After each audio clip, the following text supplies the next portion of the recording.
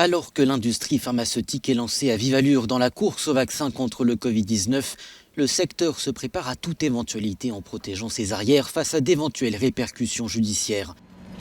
Des clauses sont incluses dans les contrats en cours de négociation avec la Commission européenne afin que les États membres partagent la responsabilité d'éventuels effets secondaires.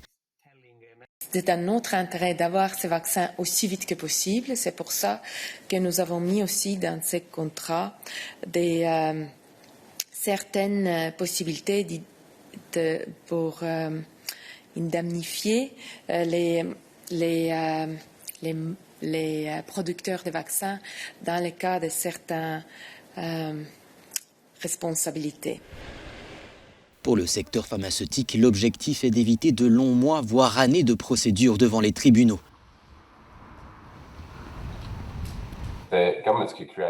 Les gouvernements pourraient créer un fonds et en cas d'effet indésirable à un vaccin, les personnes qui en souffrent pourraient elles aussi avoir la certitude qu'elles peuvent accéder rapidement à ces fonds. Mais certains dénoncent un manque de transparence et considèrent qu'il serait important de savoir quel type de dispositions exactes figurent dans ces contrats. C'est aussi la crédibilité des vaccins qui est en jeu à l'heure où les anti-vaccins prolifèrent, notamment sur les réseaux sociaux. C'est inutile de dire que c'est fondamental pour la confiance envers la vaccination, pour la confiance du public dans la gestion de cette urgence de santé publique et de la sécurité des patients. Ce sont des questions très sensibles qui ne devraient pas être négociées par certains eurocrates à huis clos. La Commission européenne négocie actuellement avec les laboratoires pharmaceutiques au nom des États membres en vue de sécuriser l'approvisionnement de potentiels vaccins en assez grande quantité pour être prêts lorsqu'ils seront mis sur le marché.